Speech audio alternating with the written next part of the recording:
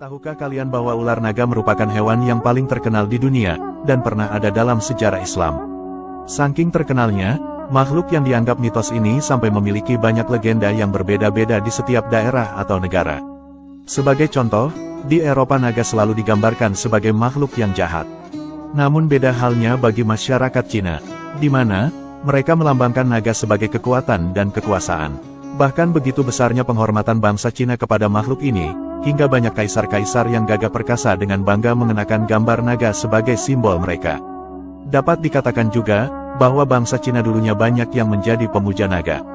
Hewan satu ini sepertinya tak hanya terkenal di dunia nyata. Bahkan, di alam gaib ular naga juga dikisahkan memiliki kedudukan istimewa. Dulu ia pernah berada di surga, dan kini ia berada di istana iblis.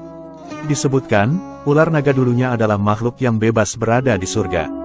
Pada masa itu ular naga memiliki kaki dan dapat keluar masuk surga dengan bebasnya. Namun setelah ular naga durhaka kepada Allah dan beralih menjadi pengikut iblis, maka ia kemudian diusir dari surga. Ular naga itu ada yang turun ke bumi dan menjadi makhluk melata yang dihilangkan kakinya oleh Allah Subhanahu wa Ta'ala. Dan ada juga yang masih memiliki kekuatan dan menjadi penjaga istana iblis. Diriwayatkan dari Ibnu Mas'ud dan dari banyak sahabat Nabi lainnya, bahwa dulu Allah pernah berfirman kepada Nabi Adam, "Tinggallah kamu dan istrimu di surga, makanlah darinya yang bermanfaat lagi baik sekehendak kamu berdua, dan janganlah mendekati pohon ini sehingga kamu berdua menjadi orang yang zalim." Kemudian, riwayat tersebut menyebutkan bahwa iblis berupaya untuk menemui Nabi Adam dan Hawa di surga, namun terus dihalangi oleh para penjaga surga. Kemudian, muncullah seekor ular yang memiliki 4 kaki seperti layaknya unta dan tampak sebagai hewan yang paling bagus. Lalu, iblis berupaya membujuk hewan itu agar mau memasukkan dirinya ke dalam mulutnya sehingga si hewan dapat membawa iblis bertemu dengan Nabi Adam.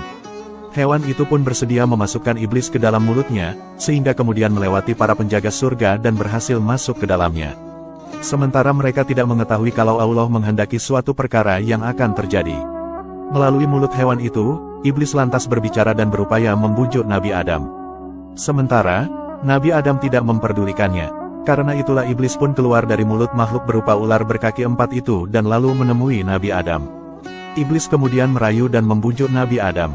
"Wahai Adam, maukah aku tunjukkan kepadamu sebuah pohon yang apabila kamu memakan buah darinya maka kau akan abadi dan tidak akan mati?" Nabi Adam ketika itu hanya diam tak bereaksi apapun. Iblis kemudian kembali berkata, "Wahai Adam, maukah engkau aku tunjukkan sebuah pohon yang apabila engkau memakan buah darinya maka engkau akan menjadi raja seperti Allah Subhanahu wa Ta'ala, atau kalian berdua akan kekal dan tidak akan mati selamanya?" Untuk memaksakan tipu muslihatnya, iblis pun bersumpah atas nama Allah dengan mengatakan, "Demi Allah yang rohku ada di tangannya, sesungguhnya aku hanya menasehati kalian berdua." Dengan bujuk rayunya ini, iblis sesungguhnya menginginkan agar aurat mereka berdua tampak dengan terlepasnya pakaiannya. Iblis mengetahui bahwa Adam dan Hawa memiliki aurat setelah iblis berhasil mencuri dan membaca kitab malaikat, sementara Nabi Adam tidak mengetahui perihal ini. Meski iblis telah berulang kali membujuknya, namun Nabi Adam tetap enggan untuk memakan buah dari pohon itu. Akan tetapi berbeda halnya dengan Hawa. Ia mendekati pohon itu dan memakan buahnya. Setelah itu, kemudian Hawa berkata kepada Adam, "Wahai Adam, makanlah, sesungguhnya aku telah memakannya dan tidak terjadi apa-apa padaku." Nabi Adam kemudian tak berdaya menolak ajakan Hawa. Maka tatkala Nabi Adam memakannya, lalu tampaklah aurat mereka berdua. Dan mulailah mereka berdua menutupinya dengan daun-daun dari surga. Peristiwa inilah yang kemudian menyebabkan Nabi Adam dan Hawa akhirnya dikeluarkan dari surga dan diturunkan ke bumi. Abdur Razak dan Ibnu Zaris meriwayatkan dari Ibu Abbas dan berkata, "Sesungguhnya, iblis menawarkan dirinya kepada setiap binatang melata agar dapat membawanya masuk ke surga dan berbicara kepada Adam dan istrinya. Namun semua hewan menolak tawaran itu. Lalu iblis berkata kepada ular, 'Aku akan melindungi dirimu dari gangguan Adam, dan engkau ada dalam jaminanku jika engkau memasukkan aku ke dalam surga.' Maka, ular itu lantas membawa iblis di antara 2 taringnya, lalu masuk ke dalam surga. Ketika itu ular masih berjalan dengan 4 kakinya. Karena perbuatan buruknya itu, ular berkaki 4 itu lantas Allah kutuk menjadi hilang kakinya dan hanya bisa berjalan di atas perutnya. Ular naga itu disebutkan ada yang menjadi makhluk penjaga istana iblis. Iblis juga memberikan kedudukan khusus kepada bangsa ular karena jasanya di langit yang telah berhasil membantunya untuk bisa mengeluarkan Adam dan Hawa dari surga. Begitu besar jasa ular terhadap iblis, sehingga hewan ini diletakkan sebagai pembantu yang paling dekat dengannya. Bahkan, ular menjadi penjaga di istana-istana iblis.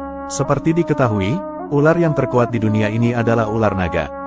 Maka, makhluk inilah yang kemudian menjadi penjaga utama istana iblis. Imam Ahmad pernah berkata, bahwasanya Nabi Muhammad bersabda kepada Ibnu Sayyad, "Apa yang kamu lihat?" Lalu Ibnu Sayyad menjawab, "Saya melihat singgasana di atas lautan yang dikelilingi oleh beberapa ular."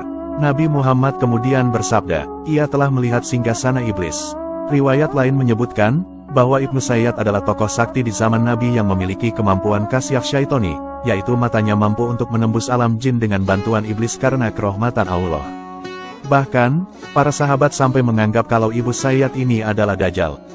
Dalam salah satu riwayat disebutkan, Ibnu Sayyad ini pernah diuji oleh Nabi Muhammad kemampuan kasyaf syaitoninya.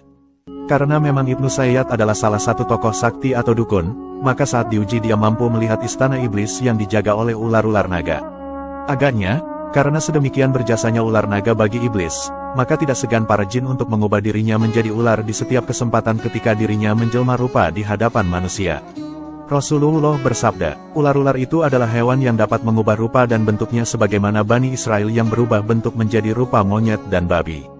Hadis riwayat Tabrani dengan sanad yang sahih. Namun sayangnya, sekarang ini ular banyak sekali dimuliakan bahkan menjadi simbol-simbol ilmu bela diri dan simbol keberuntungan. Bahkan, gambar-gambar ular naga banyak dipajang di rumah, di keramik, dijadikan merek dagangan atau dibuat patung. Padahal, ular naga adalah termasuk salah satu makhluk yang sudah dikutuk oleh Allah Subhanahu wa Ta'ala. Semoga kisah ini bermanfaat. Wallahu a'lamu bishawab.